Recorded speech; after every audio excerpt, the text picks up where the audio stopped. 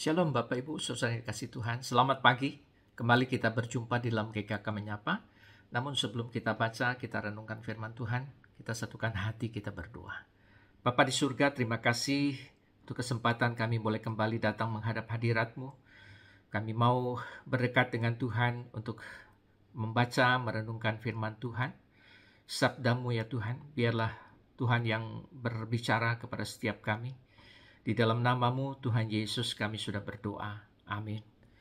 Nah, Bapak Ibu saudara dikasih Tuhan, bacaan kita pagi ini terambil dari Esra.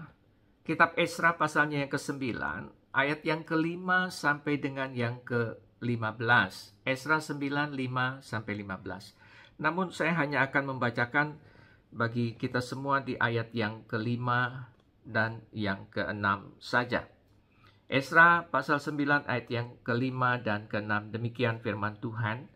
Pada waktu korban petang, aku bangkit setelah merendahkan diri dengan pakaian dan jubahku yang terkoyak, lalu berlutut sambil menengadahkan tanganku kepada Tuhan Allahku dan berkata, "Ya Allah, aku merasa malu dan hina untuk menengadahkan mukaku kepadamu ya Allahku. Karena dosa kami telah bertumpuk melampaui kepala kami dan kesalahan kami telah membumbung sampai ke langit." Nah, Bapak Ibu saudara dikasih Tuhan, bacaan kita pagi ini bicara tentang hal yang praktis namun penting yang dilakukan Esra ketika mendengar saudara sebangsanya melakukan perbuatan tidak setia. Memangnya apa yang dilakukan Esra atas kondisi tersebut, saudara? Yang pertama, tidak menghakimi tetapi menunjukkan duka yang mendalam. Hal pertama yang dilakukan Esra adalah tidak menghakimi tetapi lebih memilih menunjukkan duka yang mendalam, saudara. Nah, kenapa demikian? Karena bagi Esra, menghakimi hanya menunjukkan dirinya lebih baik dari yang lain. Dan bukan haknya untuk menghakimi siapapun. Tetapi sebaliknya Esra memilih berduka untuk menunjukkan seperti itu jugalah perasaan Allah atas perbuatan dosa umatnya.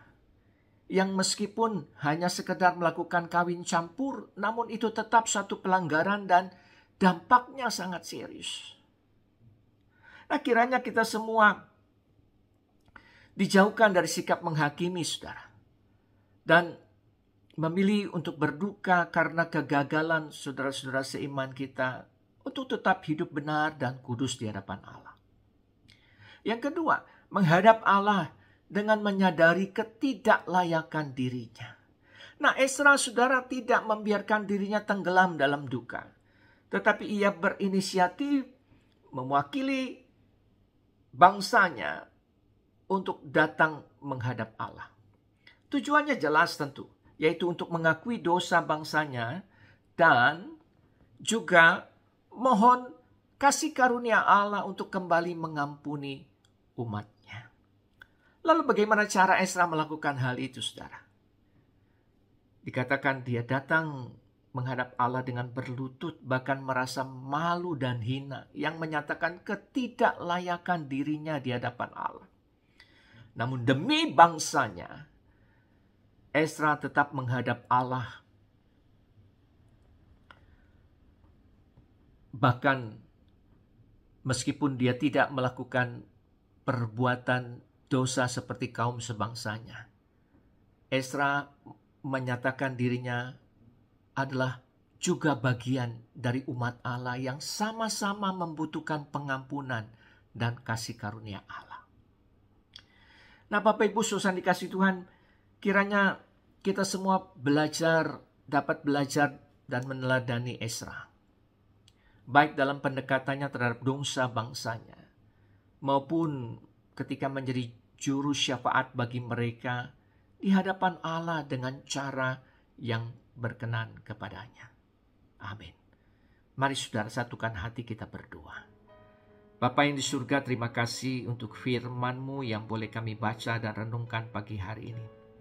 Biarlah ya Tuhan, Engkau yang memeteraikan firman-Mu, agar terus berbicara dan mengingatkan kami, untuk kami boleh senantiasa menjadi pelaku dari firman-Mu, menghidupinya di dalam setiap aspek kehidupan yang kami jalani hari ini dan hari-hari selanjutnya. Terima kasih Bapa, berkatilah seluruh kegiatan yang kami mau jalani hari ini. Biar kami boleh menjalaninya juga dengan pimpinan, pertolongan, dan juga berkat-berkat-Mu. Di dalam nama Tuhan Yesus kami sudah berdoa. Amin. Selamat pagi, selamat beraktivitas Bapak Ibu saudara yang dikasihi Tuhan. Tuhan Yesus memberkati.